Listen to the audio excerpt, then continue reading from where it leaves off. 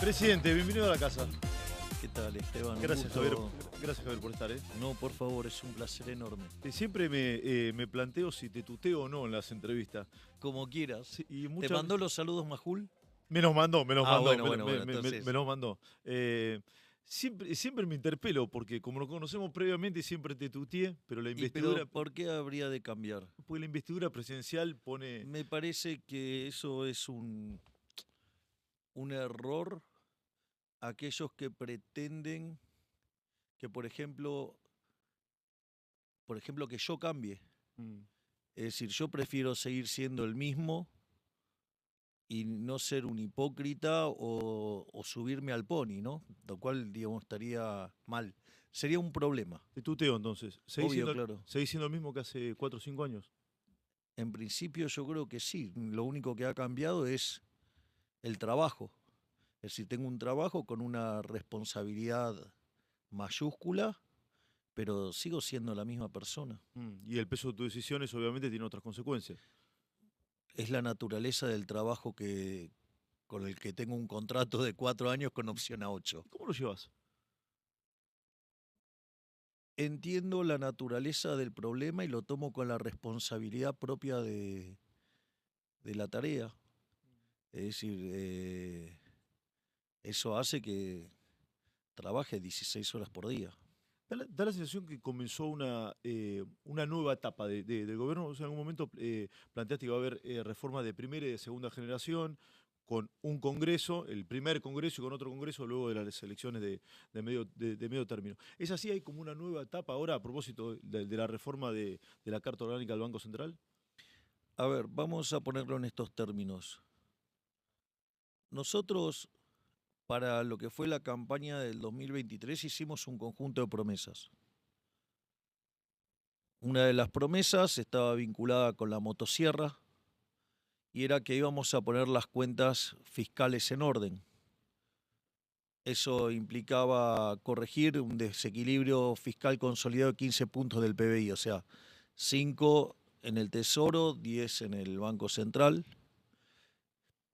En ese contexto, los únicos que proponíamos el ajuste éramos nosotros, yo recuerdo.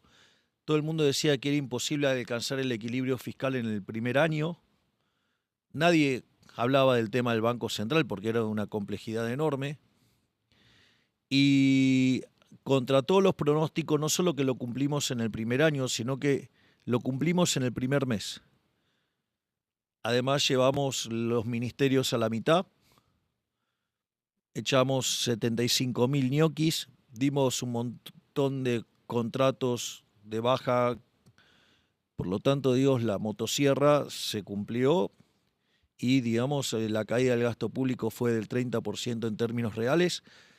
No existe registro histórico de semejante encuadramiento fiscal, menos en el tiempo que lo hicimos, pero no solo eso, sino que además las otras 4 experiencias comparables obedecen a casos de países que salieron de una guerra, con lo cual es evidente, por el tema del gasto militar.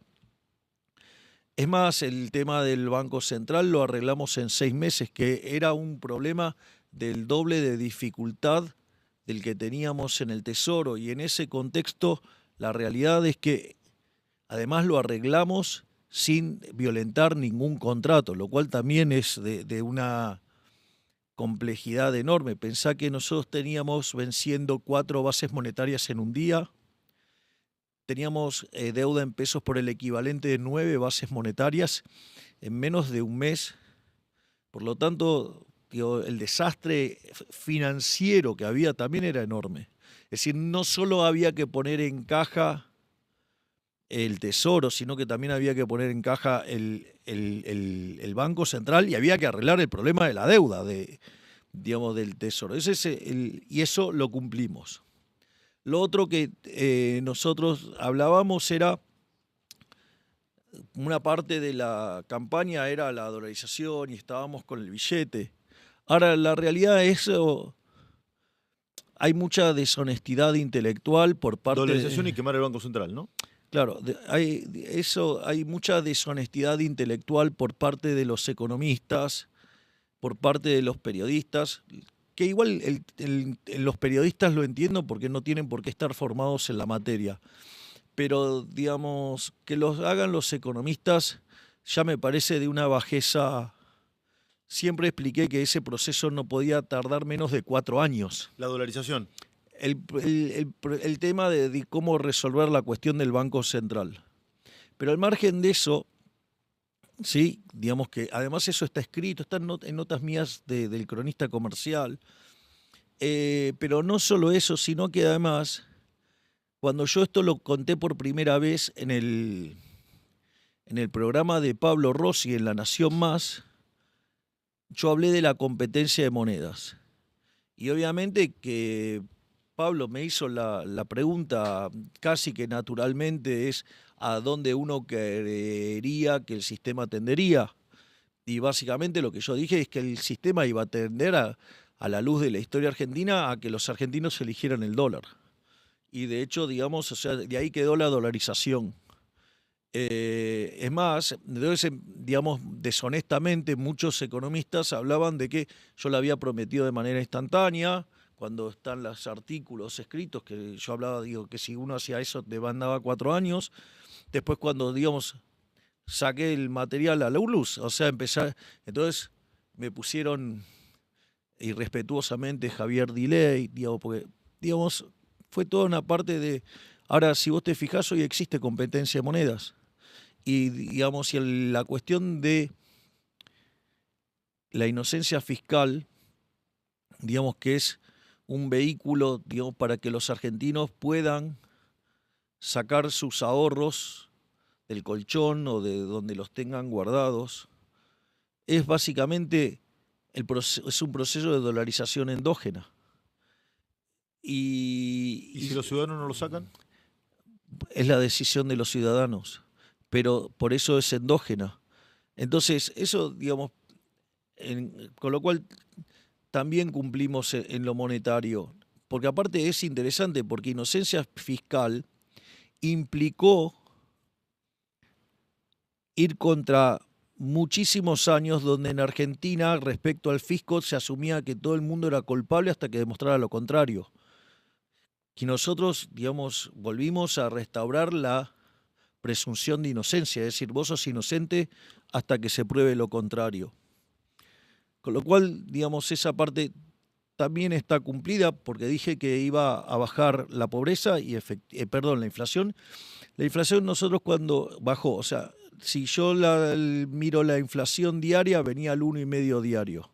La inflación de diciembre, que no tienen por qué asignármela a mí, pero bueno, esa es digamos, la suciedad con que juega la política y en especial, digamos, el kirchnerismo. Alberto Fernández dijo que estaba mal hecha esa cuenta.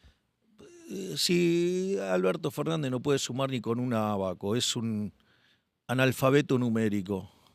O sea, dijo que, dale, ¿con qué seriedad puedo discutir con un tipo que decía que la inflación la creaban los diablitos? Dale, hablemos en serio. O sea, planteame una hipótesis de un tipo que, digamos, razonable, que, digamos, no uno que suma con dificultad. Entonces, la inflación minorista al 25, la inflación mayorista al 54. Si vos anualizás 54%, que además, o sea, son tan brutos que multiplican por 12, no es por 12, es 1,54 elevado a la 12. Bueno, ese número da 17.000. La pregunta es, ¿tenías elementos monetarios para creer que fuera 17.000? Sí, la verdad que sí. De hecho, la cuenta también la hizo Ariel Korenberg. Vos tenías un desequilibrio monetario que era el doble del de la previa al Rodrigazo. El Rodrigazo fue durante el gobierno de María Estela Martínez de Perón, un gobierno bastante siniestro, ¿no? Un gobierno que en lo económico fue el Rodrigazo y en lo político la AAA, ¿no? Dicho esto... Villarroel la visitó No solo que la visitó, la condecoró y además le erigió un busto en el Senado. Bueno, no sé, debe adherir a ese modelo, un modelo que tiene controles de precios, controles de cambio, represión, digamos, y que déficit fiscal de 15 puntos del PBI en el Tesoro. Bueno, eso terminó en una de las crisis más grandes de la historia argentina, que se duplicó la tasa de inflación y multiplicó por 5 o 6 veces la cantidad de pobres. Y eso dio inicio a uno de los periodos más siniestros en términos políticos y económicos. Pero más allá de eso, fíjate que la inflación se multiplicó por 6 y nosotros teníamos una inflación, el desequilibrio del money overhang era el doble, por lo tanto, por lo menos se hubiera multiplicado por 12 la tasa de inflación. Pensá que veníamos en mayorista al 300, o sea, te ibas, digamos, a 3.600 como si nada. Además tenías las 4 bases monetarias venciendo un día, tenías las 9 bases monetarias de deuda en peso venciendo en el lapso de 30 días, con lo cual, digamos, los números se vuelven autoevidentes, que llegabas a 15.000, 17.000 como si nada.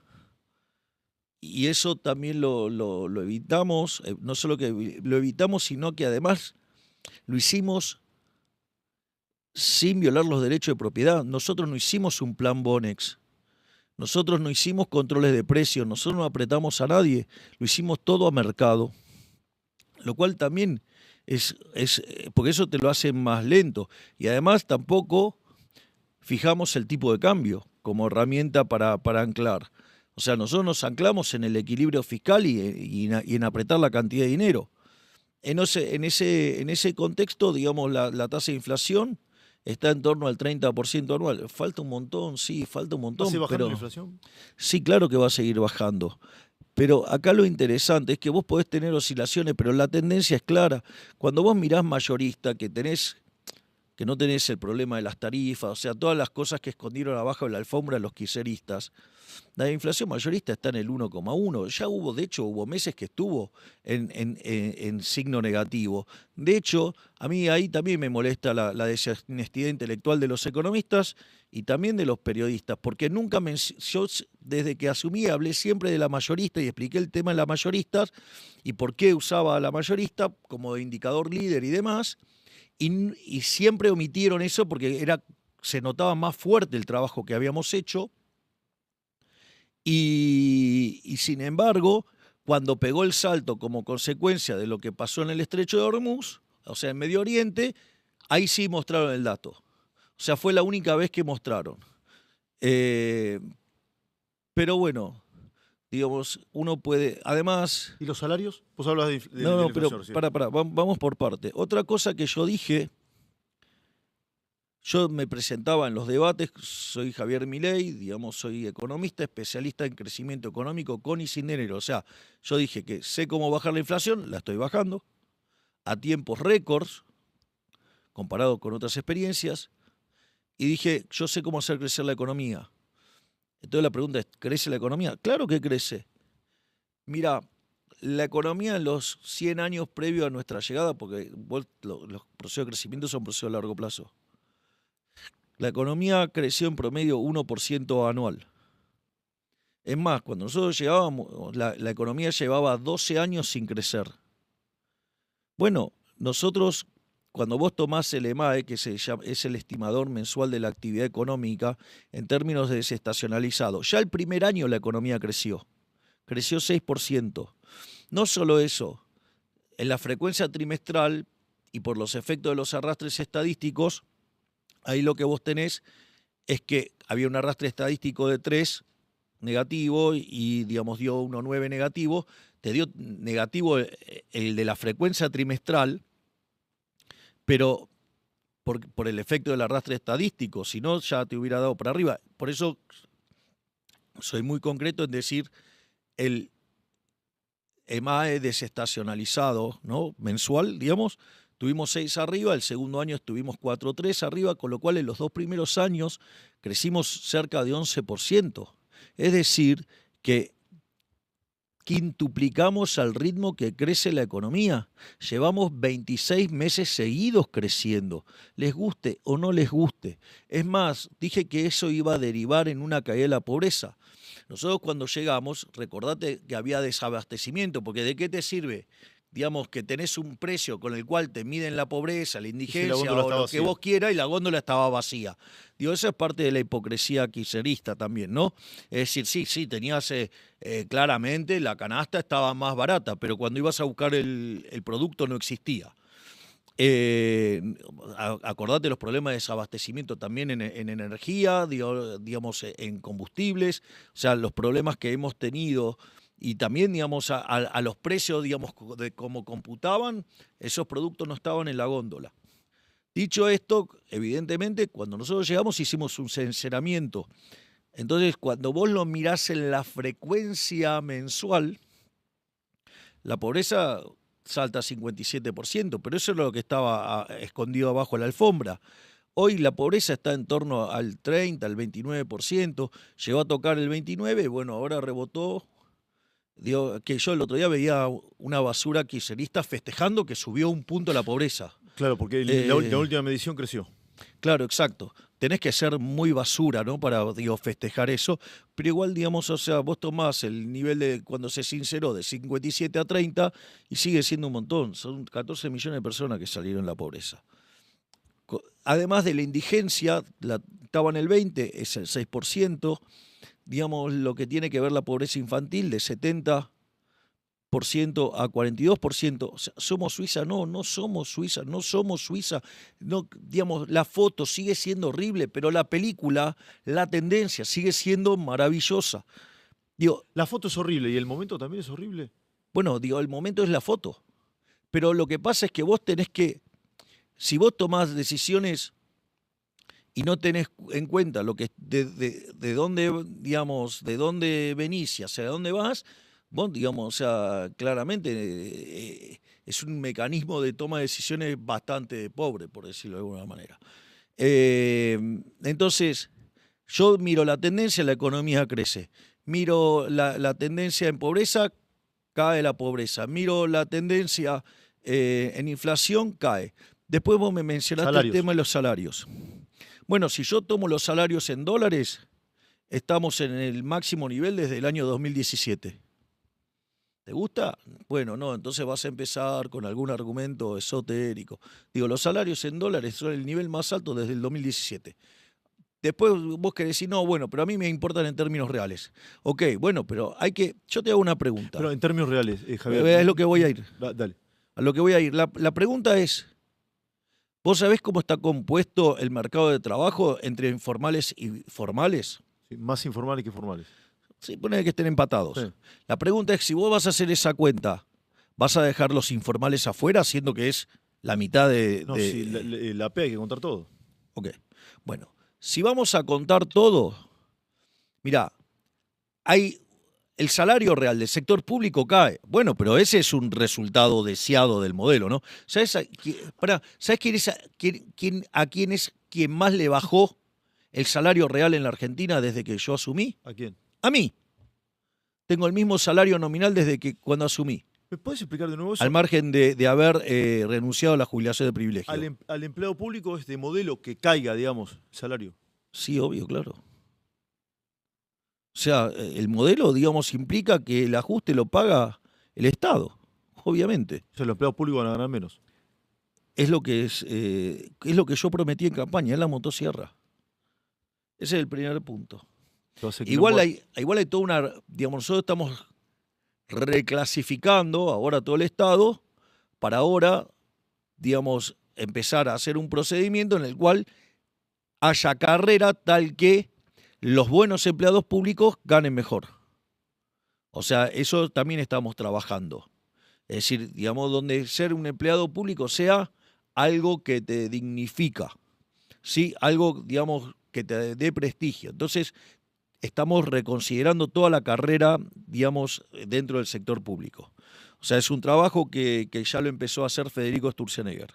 El salario del empleado público se bajó. ¿Y el resto? El salario real en el sector formal está empatado o un poquito arriba. Es decir, le ganó a la inflación, un poquito. Y en el sector informal voló, está muy por encima de lo que fue la inflación. Y la verdad es que eso es la mitad de los trabajadores. ¿Cómo se mide eso del sector informal? digamos, está armado, digamos, tiene que ver con el lag de los últimos 5 meses y lo toman, digamos, yo la verdad que no conozco el detalle de cómo está estimada, pero es un dato que existe, digamos, el relevamiento lo hace el INDEC. Entonces, digo, ¿por qué lo omitís? ¿Porque no te gusta lo que da? Es decir, es lo mismo que cuando tomás el EMAE, tenés 16 sectores, 14 van para arriba, 2 van para abajo, hay uno que querés que vaya para abajo, que es administración pública. Por lo tanto, digamos, no, O te sea, vos pones. querés que vaya para abajo en administración pública. Obvio, claro, yo quiero que cada vez el Estado sea más chico. Mm. Y que el privado gane más. Absolutamente. Vos cuando. A ver, ¿cómo sería el régimen de esclavitud? A ver. Vos trabajás y yo me quedo con todo el fruto de tu trabajo, ¿no? Sí, claro. ¿Cómo lo harías en una sociedad moderna eso? A ver. Y te cobro 100% de impuestos. Es decir, que cuanto más altos son los impuestos, menos libertad tenés, más te pareces a un esclavo. Entonces la consigna es que vos achiques el tamaño del Estado. Cuando vos achicás el tamaño del Estado, le estás devolviendo libertad a la gente. Vos fíjate esto. Cuando vos mirás cualquier periodo de estabilización, en general suelen ser recesivos. Y lo que yo te estoy contando, que nosotros hicimos una eliminación de cuajo del déficit del tesoro en un mes y en lugar de ser recesivo fue expansivo. Bueno, por eso Argentina hoy es un caso emblemático en todo el mundo. Fíjate que hace poco tiempo, hará una semana, Rafael Di Tella dijo, todos los economistas nos equivocamos, todos dijimos que el plan económico de Milei iba a ser un fracaso y es un éxito. No solo eso, sino que, es más, porque es un éxito rotundo frente a los comparados que fueron exitosos. Es más, el impresentable de Piketty y un conjunto de delincuentes adicionales, tanto del mundo como de Argentina, que firmaron, digamos, que una carta abierta en contra de lo que era mi programa económico, eso, digamos, habría que agarrar y mostrar cada uno de esos que dijeron eso y mostrar que esos tipos, todo lo que dijeron, porque no solo que pifiaron, sino que pareciera que todo el tiempo desean que nos vaya mal para poder lavar sus culpas. Pero al margen de eso, vos fíjate esto, ¿por qué fue expansivo? Porque vos el ajuste lo podías hacer de dos maneras. Nosotros, bueno, la posibilidad de endeudarse no estaba, ¿sí? No estaba. Porque los mercados de capitales los teníamos cerrados. Riego País por los aires. Estaba en 3.000. Hoy, dicho sea de paso, el último dato es 411. O sea, con lo cual venimos bien, parece. O sea, los que ponen la plata la están viendo, por decirlo de alguna manera. Dicho esto, la deuda no era una posibilidad, estaban los mercados cerrados, o sea, así que no era una posibilidad. Pero tampoco era una posibilidad en el diseño que yo tenía en la cabeza, porque la deuda es inmoral. Porque es que, ¿me entendés? Nosotros nos vayamos de fiesta y que la cuenta nos paguen nuestros hijos, nuestros nietos, gente que todavía no nació, lo cual me parece una inmoralidad. La otra alternativa, digamos, ¿qué es lo que hacen los políticos? En general, bueno, emiten dinero. Bueno, para nosotros la emisión monetaria es una estafa, es un delito. Consecuentemente, tampoco era una opción para nosotros. Y cuando pasa eso, digamos, los políticos suelen subir los impuestos. Y para nosotros los impuestos son un robo. Por lo tanto, nosotros decidimos hacer el ajuste bajando el gasto público. Es decir, en lugar de exprimir más al sector privado, liberamos al sector privado de la carga del fisco. Achicamos fuertemente el tamaño del Estado, hicimos un ajuste de 5 puntos del PBI en el Tesoro, de 10 en el Banco Central. Después bajamos los impuestos, además, con lo cual, sí, o sea que continuamos con la reducción de gasto público y son 18 puntos del PBI. Quiere decir que nosotros les devolvimos a los argentinos 100.000 millones de dólares. Digo, por eso cayó la pobreza, porque le devolvimos a los argentinos 100.000 millones de dólares. Y si vos le sacás recursos al parásito y se los das al que produce, la producción ¿El parásito aumente. es el Estado? Seguramente la escuchás esta discusión y te he notado... Lo que quiero decir es que vendés que todas mis promesas de campaña las cumplí. Sí. O por ejemplo, perdóname, Esteban, cuando yo dije, el que las hace las paga, tenemos los índices de inseguridad más bajos de la historia. Es decir, mirá cómo reventamos los femicidios. Agarramos uno jodiendo a una mujer, lo metemos en cana a patadas en el orto. Digo, de vuelta, o sea, yo digo, ok, no te gustará mi forma, lo que fuera, pero ¿sabés qué? La verdad, digo, los datos mandan. Y no solo eso, dije que iba a tener una alineación internacional clara y definida con Occidente. Y está claro mi posición, aliado con Estados Unidos y con Israel. Y es más, cuando hice Davos 1 y Davos 2, donde todo el periodismo, salvo algunas raras excepciones, condenaron mis expresiones en Davos vinculadas a Femicidio. Occidente está en peligro y con los riesgos que entrañaba el wokismo, no vi a todo ese conjunto de difamadores venir y pedirme perdón porque he tenido razón nuevamente. Bueno, Todo eso lo hice en la mitad del mandato, sí. imagínate. Te quiero preguntar por la micro. La diaria de los sectores urbanos, que yo sé que son difíciles de medir porque es heterogénea. Y entonces, la digamos, economía. o sea, vamos a estar discutiendo apreciaciones, o sea, sentimientos. Yo no discuto sentimientos, yo discuto datos. O sea, si te pregunto la micro, ¿cuál sería la respuesta? La pregunta es la siguiente. A ver. Cuando vos estás reclamando por la micro, primero que la distinción entre la micro y la macro es un error. A ver. La macro lo que hace es computar la suma de toda la micro. Es decir, cuando vos llegás a la macro, yo digo, yo no lo llamo macro, nosotros hacemos equilibrio general. Equilibrio general, digo, cuando vos haces un curso de microeconomía o un curso de teoría de los precios, según como te guste llamarlo, la última parte del curso es el equilibrio multimercado, o sea, equilibrio general se llama. Entonces, vos lo que tenés que distinguir es el buen economista y el mal economista. El buen economista y el mal economista. El mal economista, ¿qué hace? Mira un solo mercado, un solo periodo. El buen economista mira todos los mercados y no mira un solo periodo, sino que mira el presente y el futuro. Entonces, la pregunta es, ¿qué es para vos la política económica? Yo te hago una pregunta. A ver. Porque si nos ponemos a hablar de micro, ¿vos qué me estás sugiriendo? ¿Que yo meta la mano del Estado para beneficiar o salvar a un sector? Que es beneficiarlo.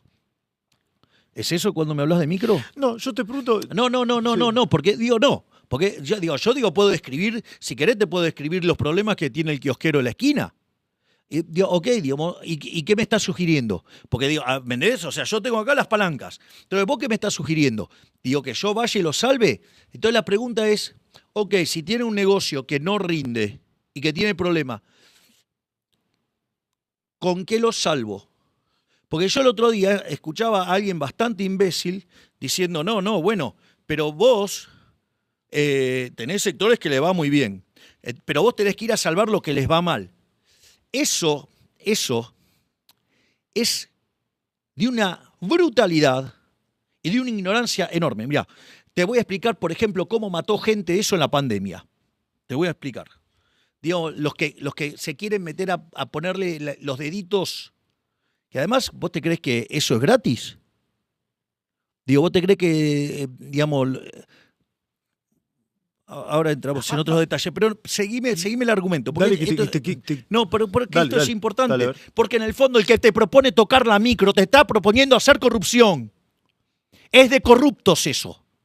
Yo me tengo que ocupar de la macro. Yo tengo que poner las cuentas fiscales en orden. Yo me tengo que ocupar de bajar la inflación. Yo me tengo que ocupar de que vos ganes libertad, de sacarte el Estado de encima, de desregularte, de abrirte la economía, de permitir que aquellos que quedaron postergados, protegerlos desde el capital humano.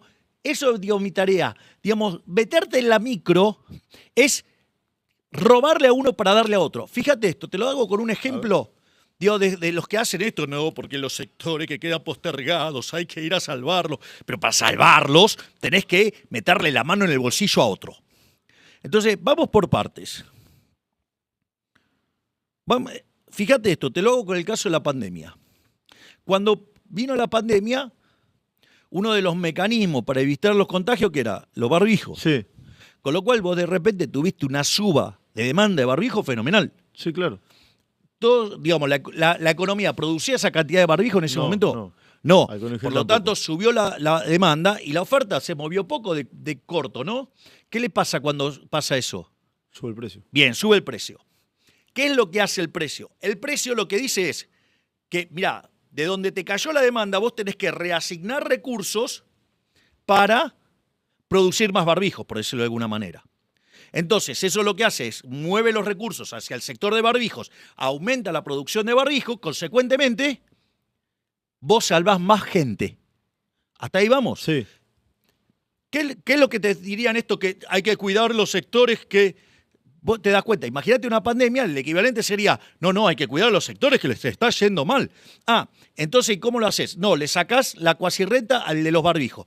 ¿Qué hace el de los barbijos si no tiene la cuasirrenta? Deja de producir. Deja de producir. Entonces, el que tiene que producir no produce. Y los recursos no se reasignan hacia dónde tiene que ir. Y además tenés este sector que está en problema, con lo cual la demanda se le destruye y con lo cual tenés un buraco fiscal. Entonces, fíjate que... ¿Y cuál es la consecuencia?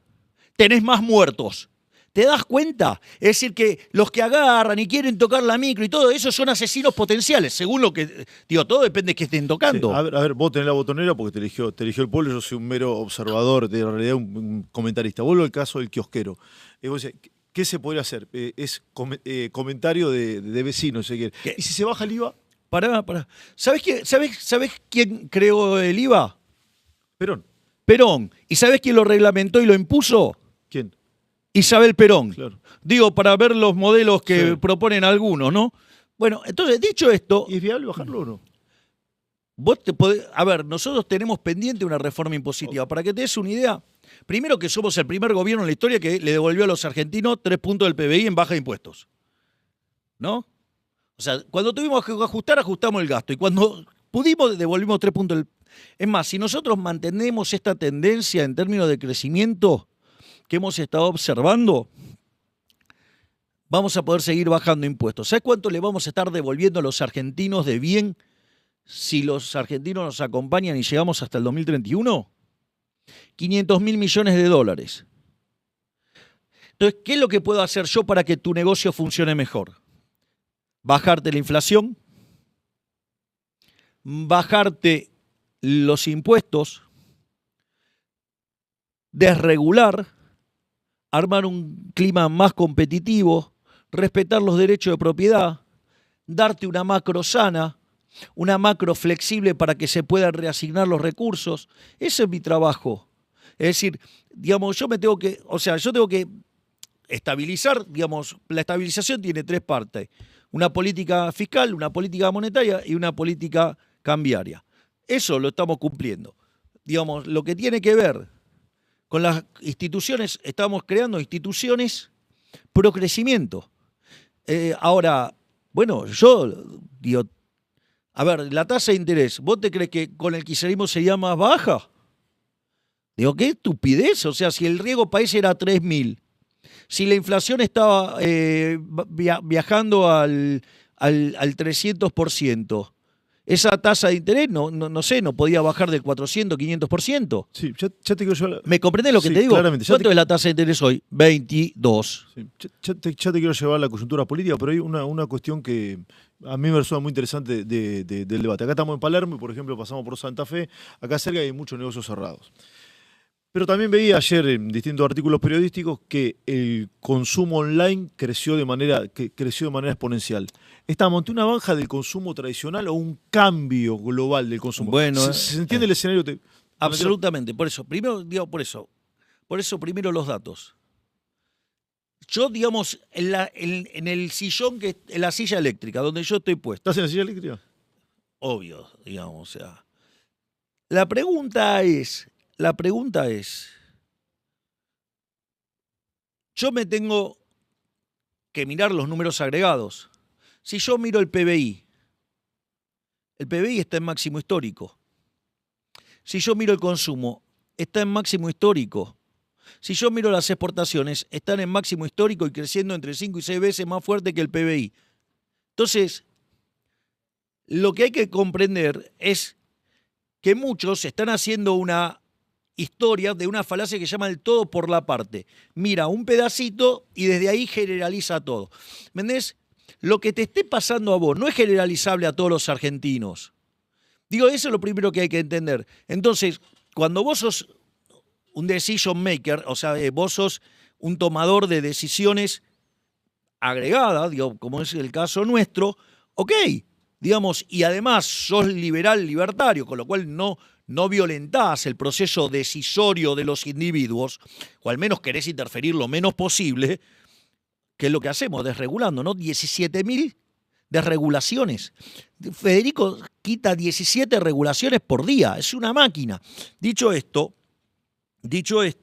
entonces, vos no podés desde un dato puntual generalizar, porque justamente es lo que están haciendo.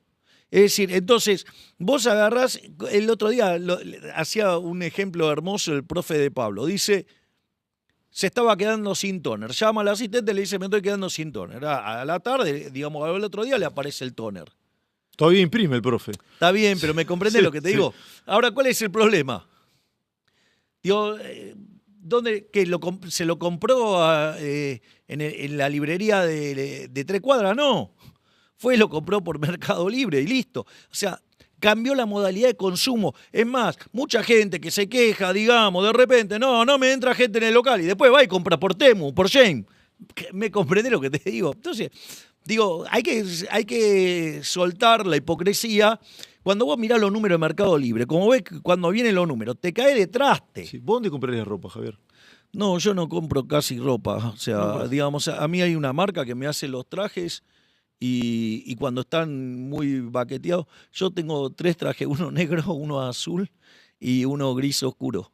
¿3 trajes tenés nada más? Sí. Y entonces después, en la medida que voy, que los voy reventando, pido que me los cambien. ¿Y zapatillas? Y zapatillas ahora las cambié. Martín Menem me regaló nuevas. Estaban muy rotas. Estaban un poco golpeadas, pobrecitas. Sí. ¿Y qué tenés, un solo par? No porque me regaló, como vio que me gustaron y me las puse, me regaló otro más. Yo sé que es una boludez. No, pero digamos, o sea, sí. La gente no sé, tiene una obsesión con regalar zapatos. Por eso y camperas. Sí. Te lo pregunto porque yo soy una estupidez de la vida íntima, me dirás, yo no te respondo esto por mi vida privada. Pero se hablan de tus zapatillas porque no usas zapatos, ¿lo querés contar o no? Por el tema de la columna. Tengo 2 hernias de disco en la zona de cuarta y quinta, que son propias del exceso de entrenamiento en la época que jugaba al fútbol, y tengo unos problemas con las cervicales. Sí. Vamos al fútbol un ratito. ¿Qué es lo que más te gustó de la selección? Que nunca se rinde. Nunca se rinde. Es tautológico, Sí. digo, es obvio. Digamos, o sea, ¿cuántos partidos dio vuelta en los últimos minutos? ¿Y crees que nos identifica como país? Me encantaría que ese sea el espíritu de los argentinos. Que la selección argentina sea el espíritu de los argentinos. Sí, son una fuente de inspiración maravillosa. Yo tengo una admiración enorme por los jugadores de la selección. De los 4 últimos mundiales llegaron a 3 finales. Dale. Digo, y al margen, digamos, de la admiración ya casi estrafalaria que tengo por Messi, ¿no? Yo nunca vi a una persona jugar al fútbol como Messi. Yo sé que te mantuviste al margen de todo esto, pero ¿alguno de los jugadores los conocés personalmente? ¿Has hablado con ellos? No los conozco personalmente. No, me basta con admirarlos y con lo que hacen. De hecho, desde mi punto de vista, esta es una opinión personal, no hay que mezclar la política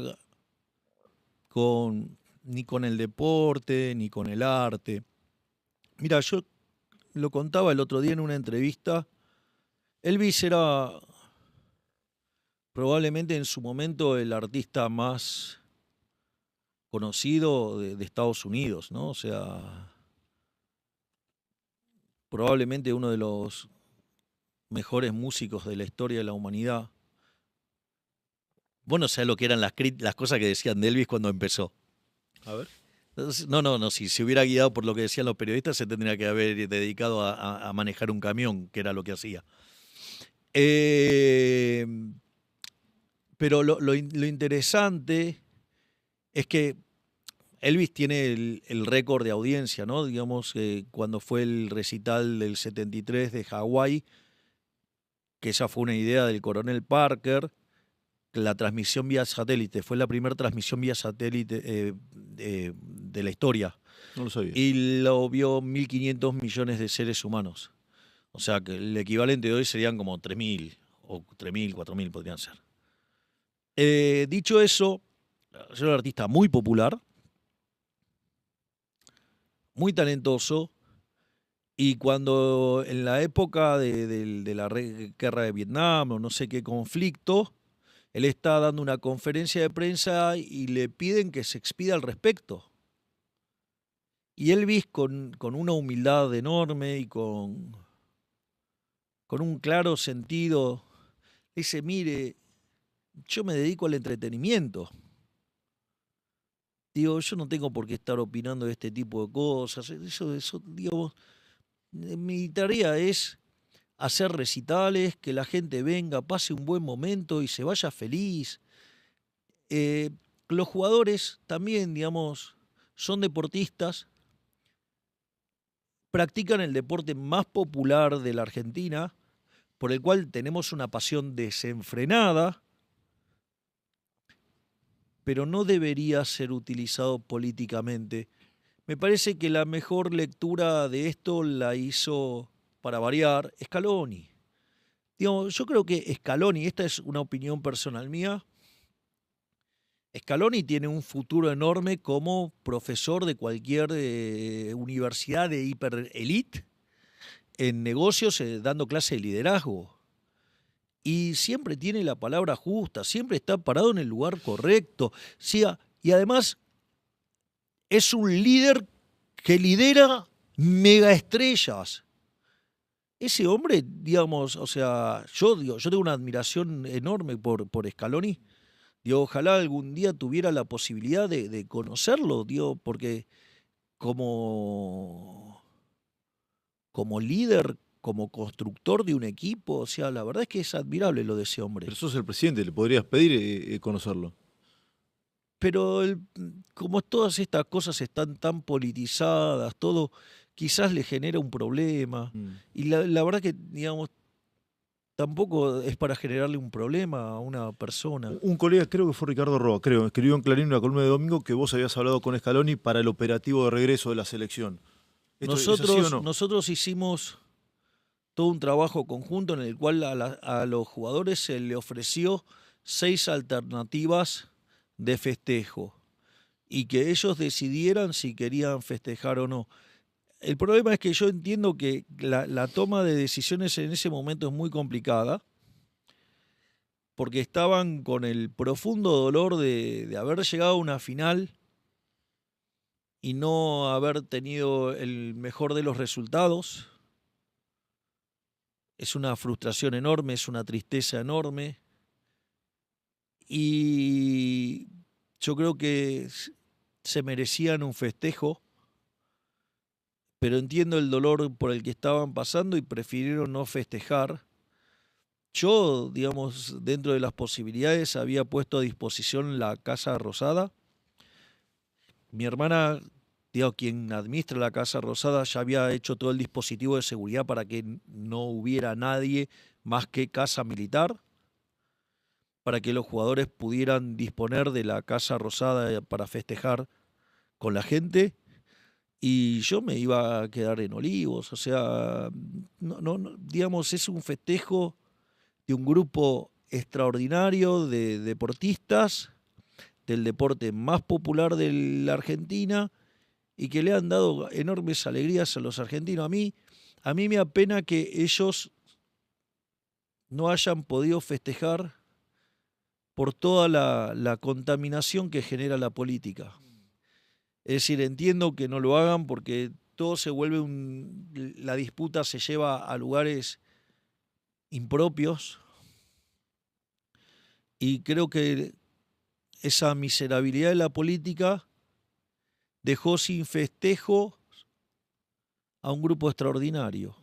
Me parece triste. Ese es el daño que causa la política.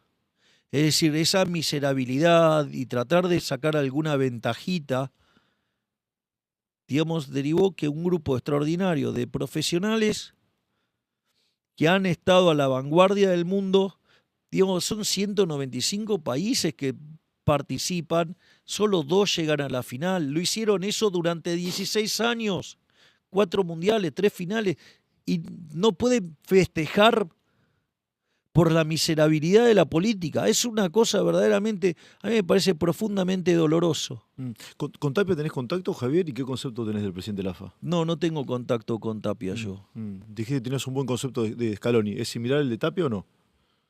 No tengo, digamos, elementos para hablar de Tapia. O sea, solo puedo decir que hay cosas en el manejo de la AFA que no me han gustado. Pero, y después es una persona que tiene causas judiciales, digamos, tanto en el exterior como aquí, y todo el mundo sabe que yo no molesto a la justicia de ninguna manera. O sea, a mí, de hecho, no me gusta estar molestando y metiéndome en eso porque me parece que no corresponde. Es decir, no lo hacía antes de, digamos, de ingresar a la política. Ahora, digamos, encima representando el Poder Ejecutivo, me parece un disparate meterme en eso, ¿no? No vas a tener ningún tipo de injerencia con el tema AFA, entonces.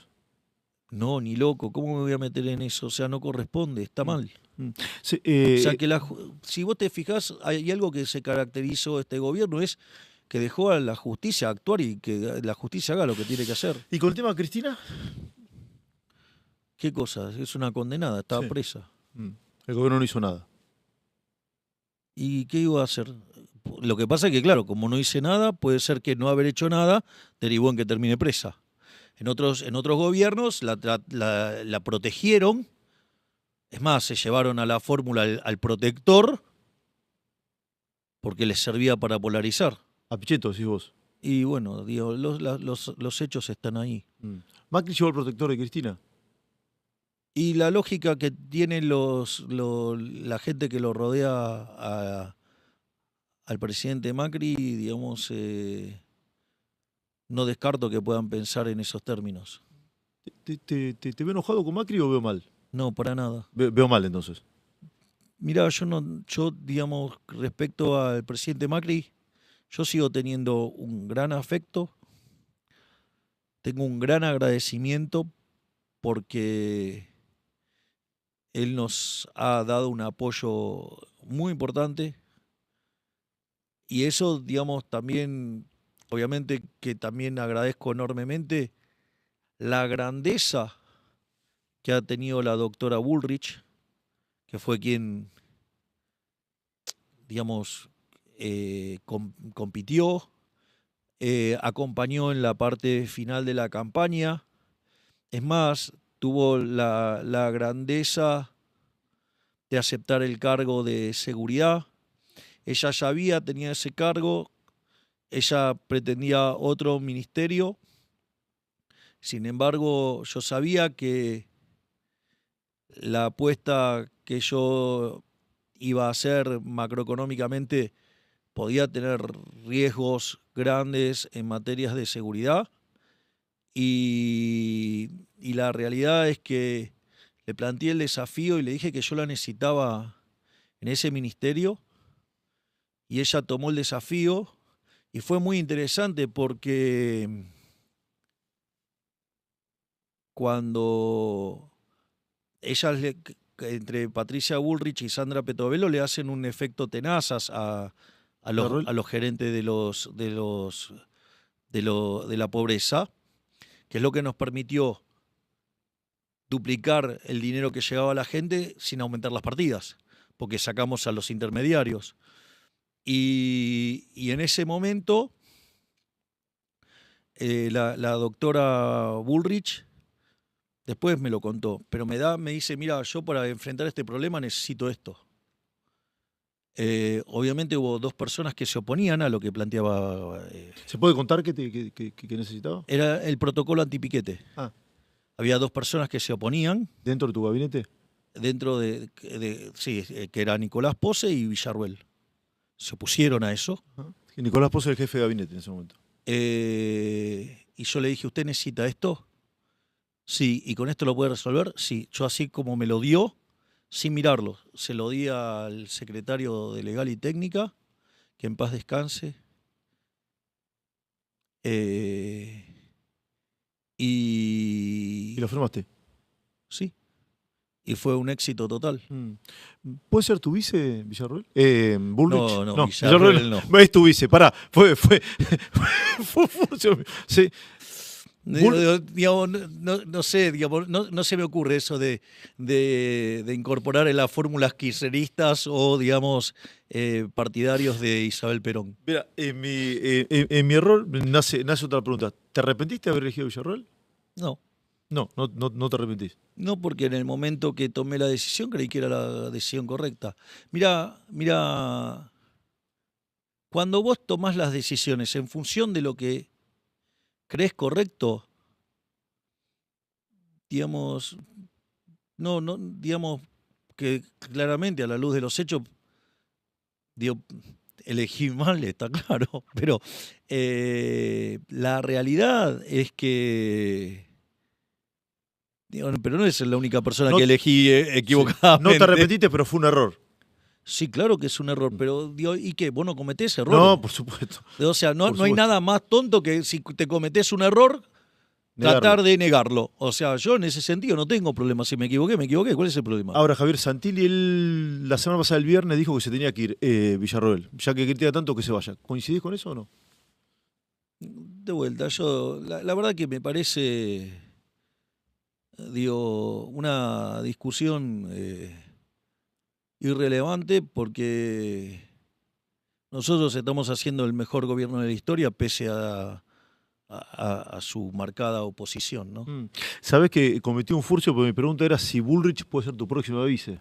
Mira, yo tengo un conjunto de opciones, tengo un orden de mérito. Es más, ¿Y ella está en ese orden de mérito? en ese contexto, ahora contesto eso, no le estoy quitando el culo a la jeringa, pero quiero ser ordenado. Está muy bien. Digo, la verdad que yo tenía un conjunto de opciones, claramente tengo un orden de mérito, y el otro día, hablando con una persona que yo quiero muchísimo, digamos, y en confianza, me dice, yo no te voy a preguntar quiénes son las personas, me dice, pero yo te sugiero a tal persona. Y es increíble. Dije, pero es una decisión brillante, me encantó. Así es que es algo que está abierto, depende también de la evolución de la política. Y respecto al caso de Patricia, el lugar que decida ocupar Patricia para mí va a estar bien. Es decir, Es una opción, entonces. yo tengo un gran afecto por Patricia. Nosotros estuvimos reunidos ayer, de hecho, ¿Ah? digo, por temas de la agenda, digo, legislativa, donde nuestra idea es focalizarnos más en los proyectos muy estructurales. En los que son las columnas de largo plazo. El Banco Central es una columna de largo plazo.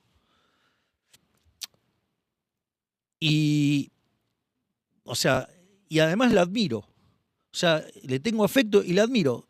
Y estoy orgulloso de que sea parte del mejor gobierno de la historia que está cambiando la historia argentina. Toma, este para vos.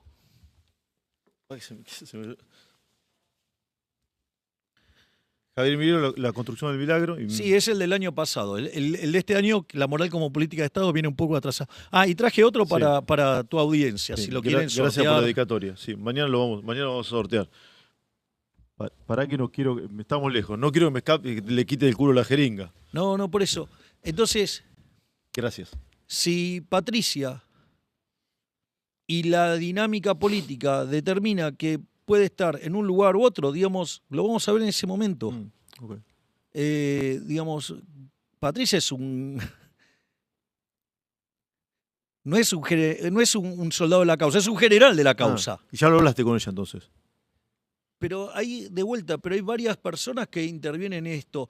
Es más, intervienen personas que saben mucho más que yo de política. Ah, Digo, hay un grupo que hace política. O sea, y ellos van a... Digo, en esa mesa, de hecho, está Patricia. ah. Está Santi Caputo, digamos, Los Menem. está los Menem, está mi hermana, o sea, digo, gente que, digamos, o sea, sabe lo que hace. Es decir, yo, digamos, estoy más abocado a la gestión. Vuelvo con Macri. ¿Qué comía? ¿Milanesa o qué era? ¿Entraña? Milanesa. Milanesa. Te llama, No, a che. veces comíamos milanesa o a veces entraña. Che, te llama, che. Javier, ¿volvemos a comer milanesa? No tendría ningún tipo de problema. No, Hay un montón de cuestiones que, de hecho, yo aprendí un montón de temas de él. Lo que pasa es que tampoco uno toma lo que cree que le sirve y también está el proceso decisorio de uno, ¿no? mm. Digo que eso también es parte de la cuestión, pero hay muchas cosas que hay del presidente Macri que a mí me han sido de mucha utilidad. Pueden volver a milanesa, entonces. Sin ningún tipo de problema. Ayer el gobernador de La Rioja, Quintela, dijo: si ganamos nosotros por el peronismo, vamos a expropiar todo lo que sea necesario. Bueno, ya conocemos ese modelo, se llama Venezuela. Eso es lo que está del otro lado. Lo que está del otro lado es Venezuela. Son todas las ideas del fracaso. Son todas las ideas del fracaso. Porque hasta los que se quieren disfrazar de liberales, los rascás un poquito y después te encontrás con estas contradicciones. Estas contradicciones que digo, cuando le ponen la parte sensiblera, te terminan demostrando que no son liberales y que además no saben cómo funciona el sistema, o salvo que sean unos mentirosos. Con lo cual, digamos, o son incapaces o mentirosos. Me parece que ninguno de los dos te sirve. Vos decís que hay dos modelos, ¿sí? El que encarnas vos. El modelo de la libertad y el modelo colectivista, el modelo estatista. ¿Quién es la cara del modelo colectivista? Digamos, todos aquellos que en el fondo abrazan las ideas del populismo. Está lleno, digo, tocas así, todos están ahí. Ayer Carlos Bianco, que es el jefe de gabinete... O sea, más, menos violentos, pero son todos, en el fondo, digamos, son todos kirchneristas de buenos o de malos modales. Ayer Carlos Bianco, que es el jefe de gabinete de Kicillof, dijo que le preguntó a la IA sobre, no sé si una patología o qué, y dijo que dio a entender que vos tenías una paranoia persecutoria. Espero haberlo dicho bien. ¿Sí? ¿Lo escuchaste? ¿No lo escuchaste? ¿Qué opinión te merece? Me importa nada. A mí, ¿sabes? Lo único que me importa es que estoy haciendo el mejor gobierno de la historia. Yo miro los números, es el mejor gobierno de la historia. Yo, digamos, viajo por el exterior, todo el mundo reconoce lo que nosotros hacemos. Hay un dicho que dice, nadie es profeta en su tierra. ¿Me entendés? A mí me condecoran por todas partes del mundo. Digamos, recibimos reconocimientos enormes. Mirá lo que son las cosas. Hicimos el artículo con Demian, tenemos reconocimientos de economistas de fuste de todo el mundo, y un imbécil acá dijo que nos habíamos copiado, que habíamos plagiado, porque habíamos usado la inteligencia artificial para editar. Digo, a ver, somos personas que hablan en español, escribimos con modismo, traducimos cosas que en inglés la traducción no funciona, ¿me comprendés? Entonces le pasamos un barredor de edición. ¿A vos te parece que eso es un plagio? Sí. ¿A vos te parece que eso es usar la inteligencia artificial para escribir un artículo? Hay que ser... Entonces, la verdad, ¿viste? ¿Qué querés que te diga? Es más, y te voy a decir algo. Digo, todo el mundo sabe de mi admiración enorme, digamos, por Moisés. Mirá, Moisés, el día que se levantaba temprano decían que estaba peleado con Séfora, la mujer. El día que se levantaba tarde decían que estaba haraganeando. El día que se levantaba en punto decían que era porque no tenía nada que hacer. Y lo criticaban siempre a Moisés. ¡A Moisés! ¿Me entendés? ¡A Moisés! Sí. Digo, con lo cual, ¿sabés qué? A mí me pueden criticar todo el día. A mí de hecho no me molesta que me critiquen siempre y cuando digas la verdad. ¿No te jode que te digan loco? No Oh, porque, Milei está loco, tiene delirio persecutorio. mira, ¿sabes qué? A todos los que cambiaron el mundo, que hicieron las grandes transformaciones, antes de llevarlas a cabo, ¿sabes qué le dijeron? Que estaban locos. Hay un programa que hicimos con vos, Sí, que en un momento te digo, ¿sabes cuál es la diferencia entre un genio y un loco? los resultados dijiste, ¿no? Los resultados. ¿Sabes qué? Los resultados me avalan. Mm. Diego Méndez, o sea, de hecho, por eso me pareció tan noble y tan hermosa la declaración de Rafael Di Tella. Dice, todos nos equivocamos, tenía razón Milei. Bueno, el tiempo va a poner las cosas en su lugar. Sí, no hablas más de casta, corregime si lo estoy diciendo mal. Yo observo esto, que no hablas más de casta y hablas de alta política, ¿es así? Sí, porque incluye algunos impresentables adicionales. O sea, es la casta tradicional, más algunos impresentables que se maquillaron y presentaron como anticasta, y sucede que terminaron siendo más casta que la casta, juntándose con lo peor de la casta. Por ejemplo. Míralo si lo vas a encontrar. Algunos dicen no habla más de la casta porque transó con la casta. Falso. Falso. Yo dije que todos aquellos que están dispuestos a abrazar las ideas de la libertad eran bienvenidos. Sí, tenemos que ir cerrando porque obviamente tenés a tu gente ahí esperándote y tenés temas de agenda y no te quiero retener más y estamos súper agradecidos que estés acá. Agustín Laje siempre plantea que tu rival es el tiempo. Me parece un tema bastante... Tu rival en cuanto a las elecciones del año que viene. Te escuché decir, se lo dijiste el otro día a Majul, que mi rival soy yo mismo o es mi gobierno. ¿Cuál es tu rival? Yo mismo. Mi rival es mi gestión. ¿Sabes qué, Esteban? Mirá, vamos a hacer así. Yo, suponete que tengo que ir al debate. Sí. ¿Con quién te lo imaginas? No, ni me interesa. Era lo mismo Ni que me- sea Massa o Kicillof, por ejemplo. No me interesa. A ver, ¿sabes qué? Al menos desde que yo tengo memoria, todos los políticos prometieron cosas, no cumplieron nada y los resultados que obtuvieron fueron peores que lo que vinieron de inicio. Entonces, yo digo, ¿qué le dije a la gente? Yo soy Javier Gerardo Milei, soy economista, experto, especialista en crecimiento con y sin dinero. Sé cómo bajar la inflación y sé cómo hacer crecer la economía. La economía crece, la inflación bajó, la pobreza cayó, la indigencia cayó, la pobreza infantil cayó. Yo no soy promesa, yo soy un montón de datos. Es más, yo además metí 17.000 desregulaciones, abrí la economía, estamos haciendo un trabajo formidable para los sectores postergados desde capital humano. Es más, llegué a la elección de medio término habiendo cumplido todas las promesas de campaña. En seguridad, pulverizamos la inseguridad, tenemos los niveles más bajos de la historia, digamos, récord en la caída de femicidios. Es decir, nosotros no pintamos banquitos y hacemos cancioncitas lindas. Agarramos y los cagamos a palo y lo metemos a patada en el orto a los que tocan a una mujer. Es otra metodología. Dicho esto, digamos, o a los violadores vamos y los vamos a buscar. ¿Entendés? No, digamos, con la izquierda que vive hablando de los violadores, pero después, digamos, no aprueba el registro genético. Entonces, es más, no solo eso, Esteban, llegamos a la elección de medio término, habíamos cumplido todo. Entonces, ¿qué hicimos? Fuimos por las reformas imposibles. Fuimos por déficit cero, fuimos por inocencia fiscal, que es un cambio copernicano, es una cosa fenomenal. Digo, la gente no toma conciencia de que antes éramos culpables hasta que demostráramos lo contrario. ¿No te parece mejor sacar los funcionarios públicos de ahí? ¿O no? Pará.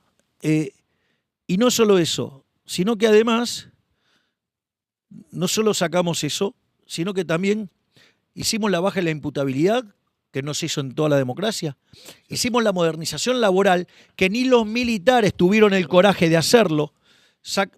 Firmamos el acuerdo Unión Europea-Mercosur, que el cual no se movía nada hasta que tuvo que llegar al Mercosur un liberal y que poner lo que había que poner.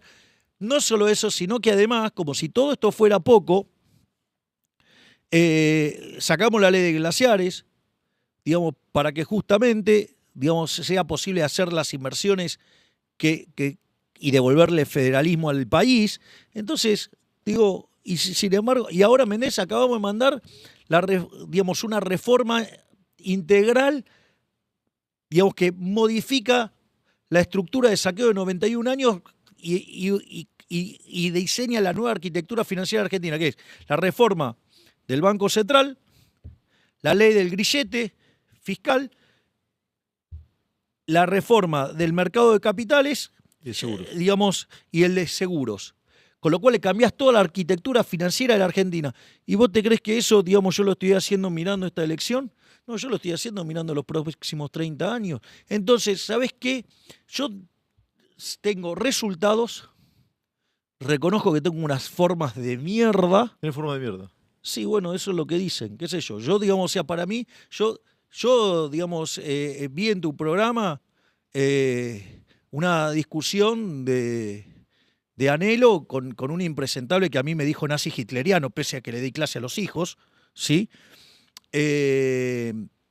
Y era increíble, porque lo que estaba... Mi programa, sí, Dios, si querés te doy la opinión patética que tengo de algunas personas que tenés ahí, que son peor que impresentables. O sea, lamento, digamos, que tengas que cargar con ese yunque. No, pero yo los quiero. Bueno, está bien, digamos, sí, me imagino, los tenés que querer mucho porque para cargar con esos pelmazos... sí, hay algunos que además son mentirosos seriales. Pero no importa, es una discusión que no viene al caso. Y justamente, el punto es, yo sigo siendo yo. ¿Me entendés? A mí el cargo no me cambia. ¿Sabes qué? Esto es un trabajo, es servicio. Y te voy a decir algo más. Yo no voy a negociar ninguna de mis premisas, ni ninguna... ¿Por qué? Porque yo vengo de la batalla cultural. Además, yo renuncié a mi jubilación de privilegio. Entonces, primero que hago las cosas porque creo que están bien, la moral como política de Estado, en función de mis valores, que son los valores judeos cristianos. Punto 1. Punto 2. Además, eso está avalado por la evidencia empírica en teoría económica. Y después, si la gente me elige o no, es un problema de la gente. O sea, si vos tenés síndrome de Estocolmo, el problema es tuyo, no es mío. Dicho esto, claro, para la política eso parece una locura, pero debería ser lo natural. Es decir, vos venís acá por vocación de servicio. Y además, hay una cuestión egoísta en todo esto. Y tiene dos aristas. Una es que sé que estoy escribiendo la mejor página de la historia argentina. Y no voy a ceder 1 milímetro en las letras de oro que estoy pintando. 1. 2, no solo eso, sino que además, como yo renuncié a la jubilación de privilegio, yo renuncié. ¿Vas a tener que laburar después? De otra cosa. Y obviamente ¿Y de qué voy a vivir? De dar conferencias. ¿Vos te imaginás que si yo traiciono mis ideales y que lo que escribí con la mano lo borro con el codo, una conferencia mía que podría, yo no sé, hoy, digamos, tengo entendido que podría valer entre 250.000 y 500.000 dólares, van a pasar a valer 0. Y me voy a cagar de hambre. Con lo cual, digo, no tengo alternativa tampoco. O sea, es incentivo compatible. Cuadra todo. O sea, yo tengo todo alineado. La historia, la evidencia empírica y, digamos, mi subsistencia posterior. O sea... Cuando te atemperás, ¿no es mejor, no? ¿Para quién? De vuelta. Sí. Yo soy así. ¿Te molesta que sea así? No, a mí no. ¿Vos preferís que sea un hipócrita? No, como esa basura que me trató de nazi hitleriano. No, a mí la hipocresía no me gusta. Bueno, yo soy así. No cambié. Soy así, soy transparente, soy frontal, te digo lo que pienso. No te ando con medias tintas. O sea, ¿sabés por qué erra el análisis político siempre conmigo? ¿Por qué? Porque buscan cosas entramadas así. Y yo soy lineal. Es decir, si vos me escucharas, es fácil acertar lo que hago. Pero como tienen la mente podrida de todas esas elucubraciones que hacen los políticos y los analistas políticos, que son otros con la cabeza muy contaminada de porquerías, entonces Bueno, que digan lo que quieran. O sea, yo soy así. O sea, salvo que vos me digas que preferís un hipócrita, que preferís un mentiroso. ¿Sabes qué? Mira, yo tengo estas formas de mierda, pero soy honesto. ¿Me entendés? Soy directo, soy transparente, soy no hay otro. ¿Sí? Y además, como si todo eso fuera poco, tengo resultados. Ahora, querés un chorro, querés una hipócrita, querés un inútil, y ninguno de esos tuvo resultado. Ahora sí, no te digo te libero porque un liberal decirle Sí, que no claro. libero, no se puede. Tuvo el nuncio apostólico en Argentina. ¿Viene el Papa? Digamos, me parece que si eso se confirmara, digamos, lo tendría que hacer el nuncio apostólico. Pero Sería una alegría enorme, ¿no? ¿se está preparando la Argentina para que venga el Papa? A nosotros nos encantaría. Ok. Nos encantaría. Nosotros yo tuve el placer y el honor de conocer al Papa León XIV, y él había manifestado que tenía la voluntad, pero imagínate que si mi gestión tiene sus cosas, imagínate ser el Papa. O sea, entonces, digamos, la agenda del Papa es bastante más compleja que la que tengo yo, que ya es bastante compleja. Imagínate, es otra liga. Gracias por haber venido, Javier. De verdad lo valoro que te hayas tomado este tiempo en la mañana para estar acá con nosotros en la casa y bueno, compartir esta entrevista, esta charla que a mí me resultó enriquecedora. Bueno, espero haber sumado y no sé, no te quedó nada en el tintero. Tengo un montón de cosas para preguntarte, Y preguntalas. pero tenés tu gente allá que ¿Quién? me hace redondear. ¿Por qué no? ¿Sí? No, por el Ah, programa. sacarlo, dale, Claro, si te porque saludo está- cada vez que... No, te cuento algo, es porque es buenísimo. Muchas veces... Está Estrione ahí, Carlitos Carlos Estrione, Estrione, claro. Ya los saludé a ambos. Sí. Con la Sol también, digo, porque si no van a creer que no los saludé. No, sí, saludos. No, pero es muy divertido porque muchas veces él hace, ¿cómo se dice, Carlos? Movilero, Sí, ahí está. periodista de No, pero calle. no quería utilizar un término que fuera el equivocado. Entonces, y va a los actos nuestros. Sí. Y son yo me meto en el medio de la gente. Pues es la parte del rock and roll que a mí me gusta.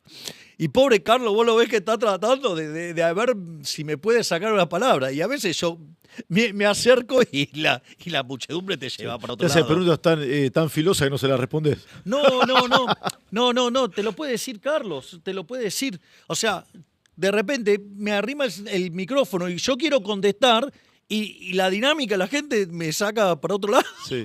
Es decir, esa es una parte divertida de mi trabajo. Ya que estoy, si puedo, extranjero que estudia en Tiene que pagar.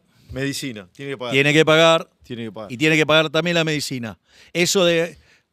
Acá también hay un debate que... Vos sabés que hay un video de Milton Friedman, es muy bueno.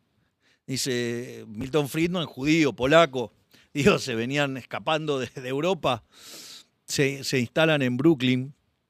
Entonces, todos estaban esperando que estuviera a favor de la libre inmigración. Y dice, no, depende. Si usted tiene estado de bienestar, no. Porque usted va a tener acá pagando los impuestos gente y lo va a disfrutar otro. Entonces, ¿hay estado de bienestar? Si hay estado de bienestar, y si no, mirá lo que está pasando en Europa. Es decir, ¿qué dije en el 24 en Davos? Occidente está en peligro.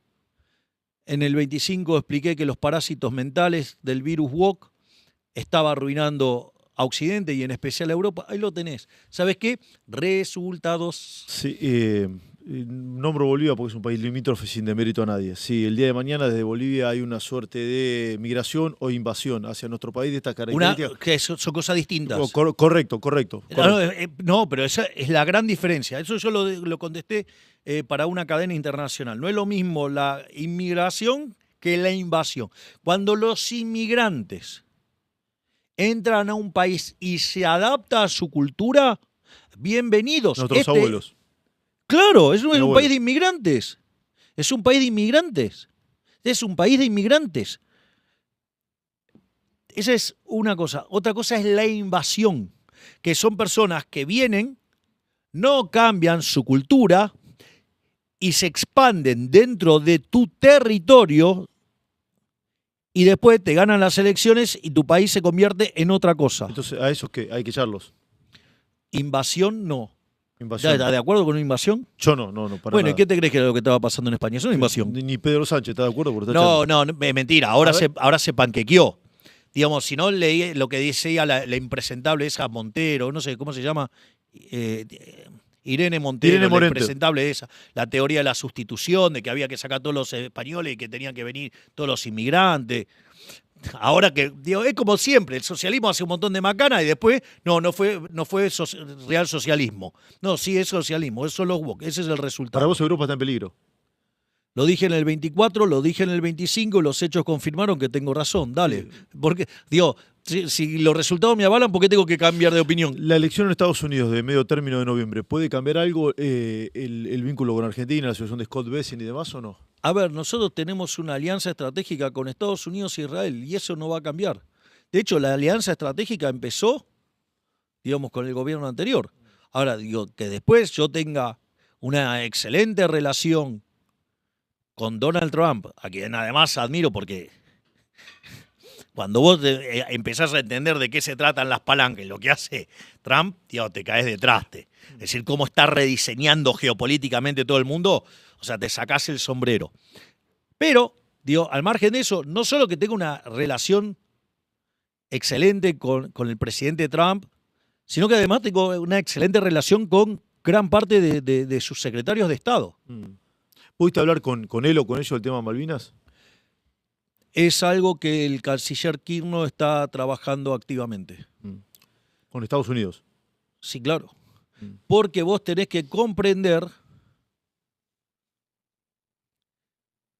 que Malvinas, digo, para nosotros es nuestra causa nacional. Malvinas, Georgias y Sandwich del Sur y todo el espectro marítimo circundante, para nosotros es nuestra causa nacional. Pero en la geopolítica significa el paso entre el Atlántico y el Pacífico. Y eso tiene que, Dios, en la visión de Estados Unidos tiene que estar bajo control de un socio confiable. Y nosotros nos estamos convirtiendo en un socio muy confiable. Y esto es mío, esta lectura es mía. En Inglaterra, probablemente con todo lo que pasó en el estrecho de Hormuz, hoy quizá no lo sea. Y no pareciera que haya cumplido su parte y pareciera que en términos dinámicos tampoco puede hacerlo. Por lo tanto, Estados Unidos quizás pueda abandonar la histórica neutralidad que tuvo con el tema. Pero eso es una cuestión de supervivencia de Occidente y del continente americano. O sea, no deberíamos sorprendernos si Estados Unidos toma una postura distinta. Trabajamos para eso activamente. Y hay personas que eso lo entienden mucho más que otras. Acá en Argentina, decís. No, en Argentina no, porque no me van a reconocer nada. Nada, no me van a reconocer nada. De eso, o sea, un día voy a estar de arquero, voy a tirar la pelota en el piso, me voy a gambetear a todo el equipo contrario y le voy a hacer de taquito el gol y van a decir qué gol feo. O sea, de vuelta, no me van a reconocer nada. Todo lo que haga, aunque lo haga bien, van a decir que está mal. Entonces, Dios, ya lo sé, digamos, o sea, ese de vuelta. Sabés que quedó ahí a la pasada, pero yo todos los días te iba a laburar. Después, si querés, lo hablamos en otro momento. Yo, chico, laburo conmigo, no solamente los quiero, sino no considero que sean mentirosos. Y en eso, si querés, sí, son mentirosos. Bueno, está bien. ¿Qué querés que diga los nombres? No, está bien, no, deja. ¿Querés que hable de las mierdas que mienten? Deja, prefiero que no. Ok, listo, digo, no me desafíes porque digo ¿sabés qué? Digamos, redoblo la apuesta. De cada uno de esos que yo dije, tengo su prontuario. Está bien. Y me consta. Está bien. ¿Sabes cuál es la diferencia? Mira, yo te voy a decir algo. ¿Sabes cuál es mi gran problema con los periodistas? No con todos. No, con el 95%. A ver. Es que, ¿sabes qué? Yo les creía. Ahora, cuando yo soy partícipe de la noticia, y vos me entendés que cuando estás viendo, decís que vos te reuniste con que hablaste de esto, que vos sabés que hay un sorete, una mierda humana, con título de periodista, de economista que hace periodismo, dijo 40 veces que yo eché a Toto Caputo. Yo tengo una relación simbiótica con Toto. No es que era una relación más o menos, es simbiótica, literalmente. Sí, lo dijo Caputo incluso. No, pero yo te iba a creo que lo conté la anécdota, pero lo voy a contar de vuelta. A ver. Es mundial. Para A que ver. te des una idea lo que es mi vínculo con Toto. Todavía me mira ahí. Mira. No, tranquilo, Fabián, no voy a hacer ninguna macana. Entonces, mirá lo que sucede. Había un tema donde Toto no se ponía de acuerdo con su equipo. Entonces estaba Toto de un lado y todo el equipo del otro. Entonces, viste que los economistas tenemos esto de hacer metáforas, alegorías para tratar de explicar nuestro argumento de manera intuitiva. Y es muy divertido porque no había con qué darle. Entonces, nada, había que... bueno, o sea, no quedaba otra que la decisión la tomara yo. O sea, eras Caputo y vos contra todo el equipo. No. Estaba Caputo de un lado Sí. y todo su equipo del otro. Entonces no se podían poner de acuerdo. Pero había que tomar una decisión. Entonces era... bueno, ¿qué te digo? Que tome las decisiones, que tienes que tomar las decisiones. Entonces me llaman por teléfono y me ponen speaker. Te aviso que el ejemplo que había hecho Caputo era un ejemplo no tradicional. Lo había diseñado para ese caso. ¿Hace poco esto o hace mucho? No, todavía Kirchner era... No, todavía no era canciller. Ok. Y entonces agarran y me preguntan por el tema y digo, no, muy fácil, esto es así. Y entonces dicen, ¿por qué?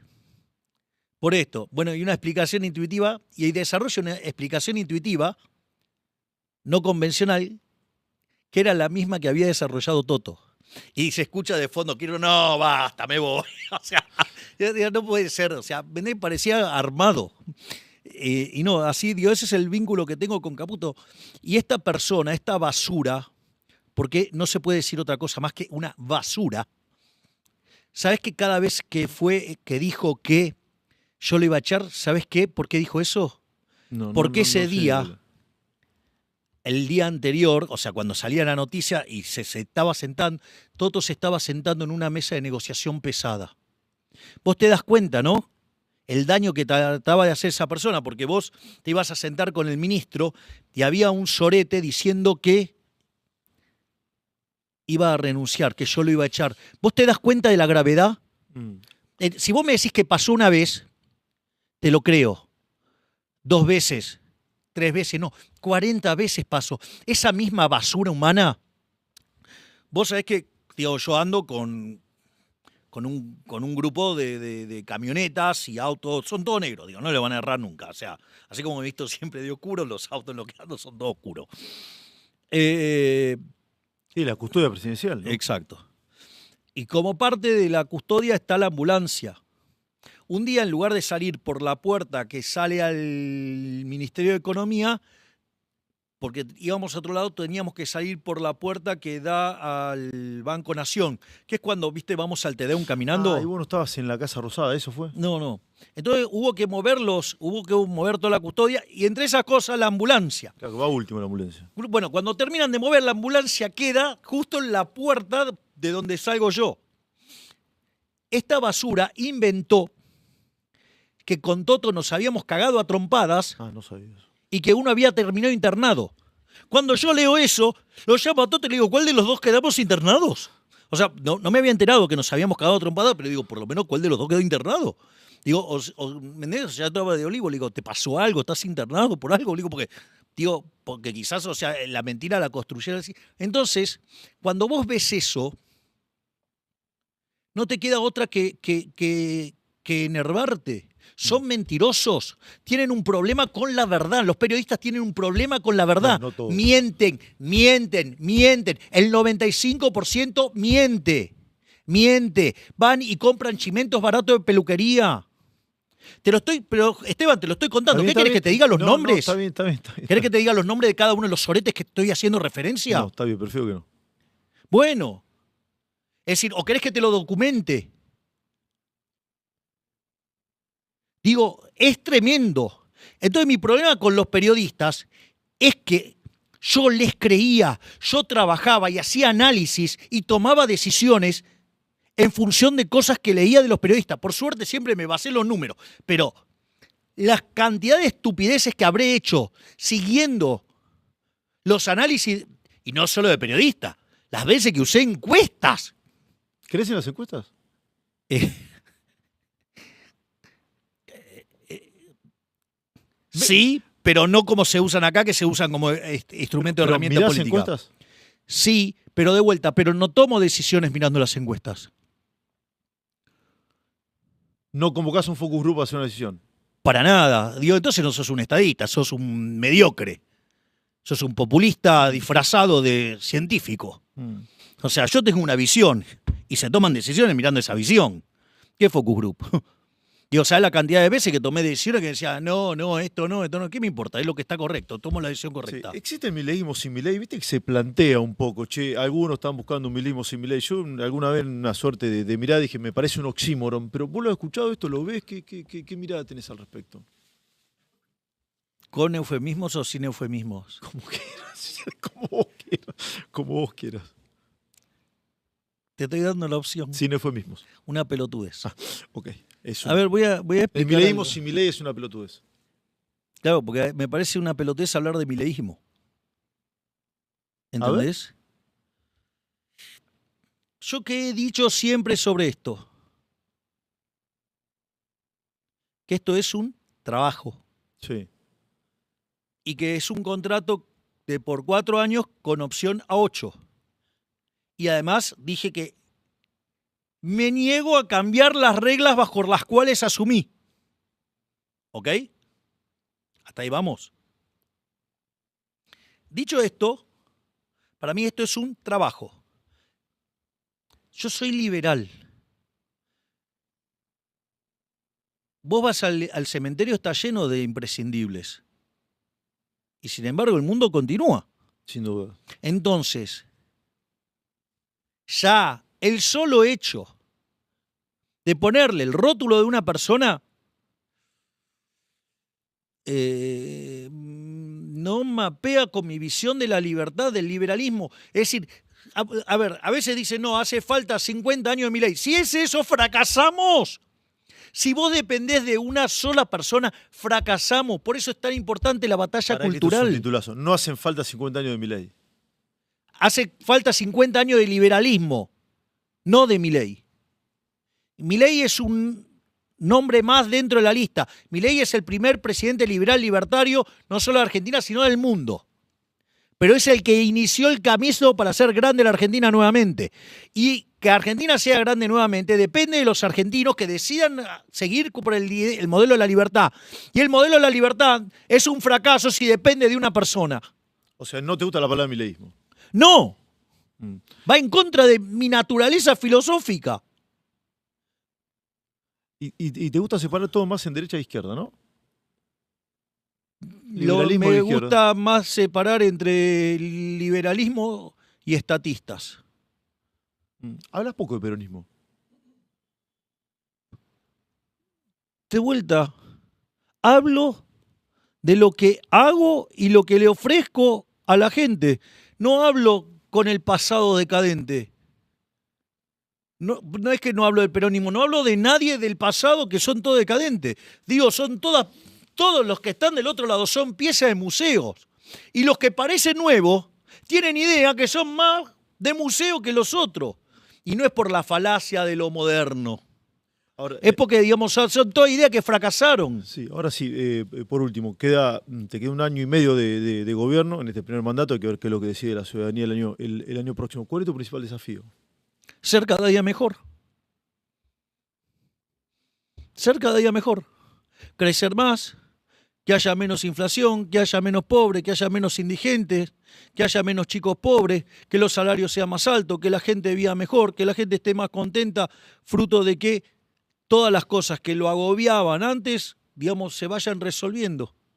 Ese es mi desafío, ser cada día mejor. Es decir, el gran desafío es poner a la Argentina en el sendero que lo haga grande nuevamente. ¿Estamos haciendo todo lo que hay que hacer? Sí. Todo lo que dice la evidencia empírica, sí, y más. Porque también están nuestras contribuciones. Digo, la gente debería leer con más apego digamos, de qué va nuestro modelo, está en el trabajo que hicimos con Reidel. Para tirarte un centro de los que trabajan bien con vos. Ya sé, Jueguen hizo una excelente nota sobre el la artículo. leí. Francisco hizo una excelente nota. Y no quiere decir que yo a veces no me tiroteo con Jueguen. No, pero esto es cierto. Lo sé. Pero de vuelta, trabajo bien hecho se tiene que reconocer. Entonces, con Demian leímos la nota y dijo, che, pará, este lo leyó y lo entendió. O sea, no le vas a reconocer a un tipo cuando hace el trabajo bien. No podés ser tan hijo de puta. Si te vas a criticar cuando lo hace mal, cuando lo hace bien, se lo tenés que reconocer. Sí, ahora sí es la última. Estuviste en Brasil, vos, Armulio bárbaro, lo que le dijiste a Majul, lo que le dijiste a Feynman, lo que dijiste en Brasil. ¿Mentí? ¿Sobre qué? Sí, que. No, porque si estaba hablando de lo que dije en Brasil, la pregunta es ¿mentí? ¿Sobre qué? Que Lula estuvo Que condenado. Lula, no, estuvo condenado. que Lula estuvo es condenado. un ladrón, que es un corrupto y que estuvo preso y que lo sacaron de prisión por un argumento administrativo. Estuvo preso por el triple de Guarujá, estuvo condenado, lo liberaron por lo que vos estás diciendo. Sí, eso es. Y entonces, Eso es cierto. No te estaba cuestionando lo que estaba diciendo. Te quería preguntar si vos querés que eso pueda hacer cambiar el curso de la bueno, en selección en principio, Brasil. esperemos que sí. Esperemos que Brasil también se pinte de azul. Pero por el bien de los brasileros. Sacarse a los corruptos chorros de encima siempre es bueno. Sacarse a los zurdos siempre es bueno encima. Vos estuviste con Lula igual, ¿no? Sí. Sí, te cruzaste, saludaste, pudiste hablar, intercambiar palabras o no. Bueno, en principio, es interesante porque es una de las pocas personas que no me felicitaron cuando gané. Cuando ganaste las elecciones, Lula no te llamó. Claro, me imagino que tiene que ver con eso de que intervino activamente para que gane el otro candidato en la elección. Massa. De hecho, dijo Eduardo Bolsonaro que puso $1.000 millones en la campaña. Se lo dijo Cristina Pérez, sí. Sí, y además no solo eso, sino que, toda la estrategia, de cómo toda la campaña negativa que me hicieron, y que siguen repitiendo estas cosas, la armaron el grupo de asesores brasileros de Lula. ¿Y Massa te llamó para felicitarte cuando ganaste las elecciones? No, pero eso yo lo puedo entender. ¿Te cuento cómo fue? Dale, no la sabes esta historia. Yo estaba en el Hotel Libertador, que dicho sea de paso, que es de Eduardo Elstein el hotel. Los colores son violetas y el Libertador es por Moisés. Sí. Entonces yo estaba en el Hotel Libertador, yo tenía como una suerte de departamento y estaba con un grupo de rabinos, estábamos todos rezando. O sea, todo el mundo cree que estaba mirando los números, todo. Mientras se contaban los votos, digamos. Sí, digamos, no lo sabía. Estábamos rezando. O sea, 5 de la tarde o después de las elecciones. Después de la bueno, votación. empezaron no sé, habría que preguntar. ¿Está Mario? Sí, está más Mario. o menos a qué hora empezó a llegar la gente. Ya estaban contando los votos, ya se había votado. Claro, entonces estábamos rezando, estábamos todos ahí tranquilos. Y de repente me llamó Cecilia Moró. Mirá, no sabía esto. Y me dice, sí, porque ella era la presidenta de la Cámara de Diputados. Claro. Y yo era diputado. Y me llama y me dice que me pasaba con Sergio. Y entonces Massa me dijo que en no sé cuántos minutos él salía a reconocerle la derrota. O sea, ¿vos te enteraste de que eras presidente por Massa? Sí. A mí me traían las encuestas. No lo puedo creer, esto no sabía. Sí, me traían las encuestas y decía que ganaba por no sé cuánto, las tiraba. No, esto no puede ser cierto, y las tiraba. Eso lo habías contado, sí. Sí, las tiraba. O sea, no, esto no puede ser. Entonces dije, no me jodan más con esto y me voy a rezar y me quedé rezando. O sea, vos estabas rezando y te llama Cecilia Moró y te dice, ¿te paso con Massa o...? Te paso con Sergio. Y ahí me enteré que habíamos ganado. Y te dijo, te felicito, Javier. No. No, te dijo eso nada Me más. dijo me dijo que en 10 minutos salía a reconocer la derrota. O sea, con lo cual, digamos, si él había perdido, yo Sí, había ganado. ¿y qué le dijiste? Bueno, ok, gracias. ¿Qué le dijiste? Ah, ok. Pero ¿Seguiste rezando o te pusiste a festejar? eh, digamos, terminamos lo que estábamos rezando y después les dije que habíamos ganado. Ahí sí después festejamos, pero terminamos de rezar primero. Mirá, vos no lo sabía esto.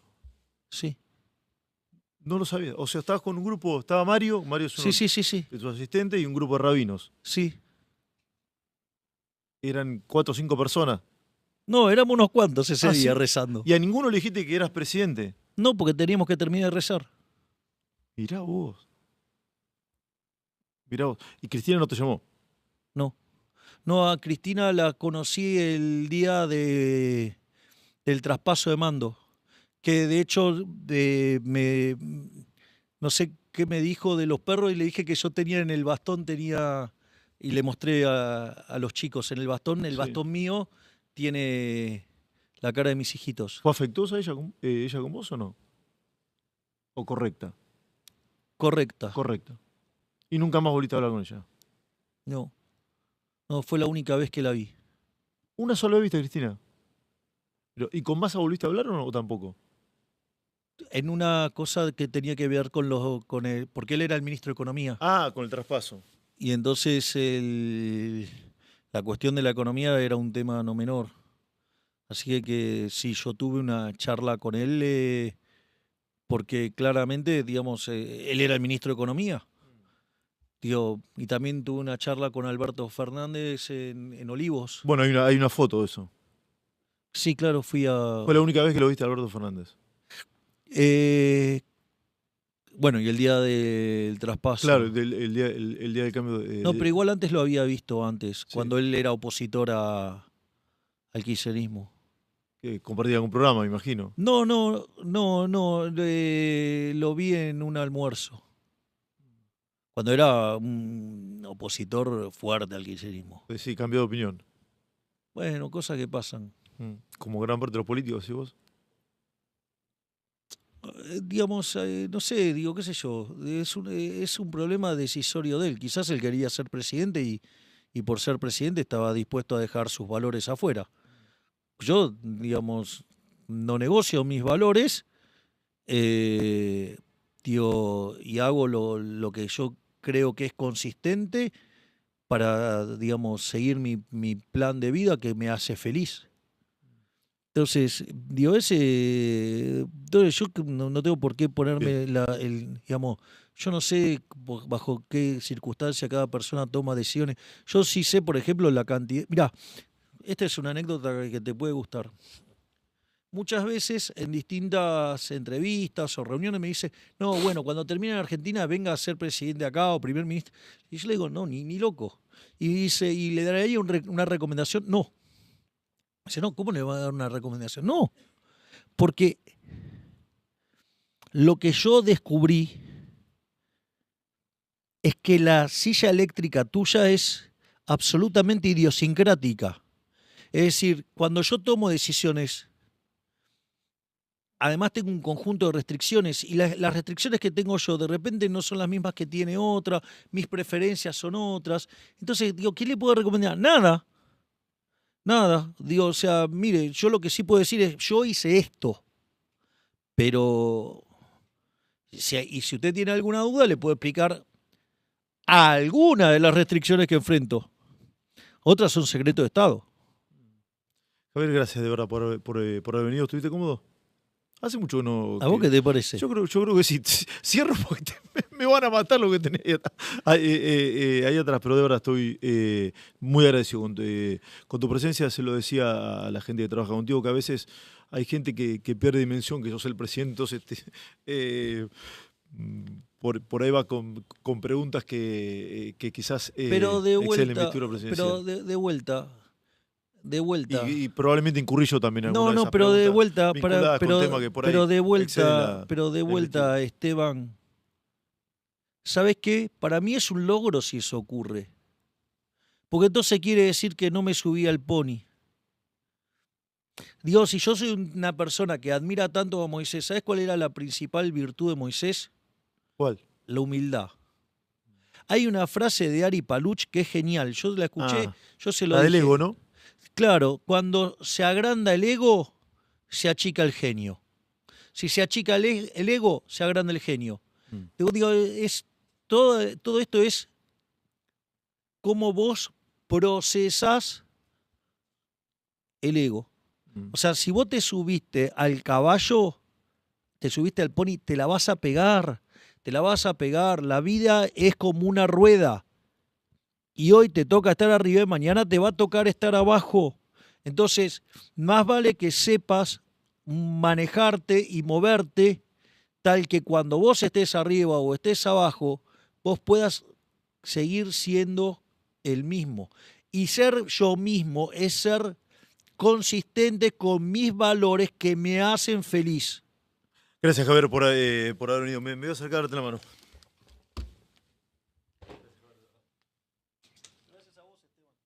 Ahí está, pasaba el presidente de la Nación. Gracias.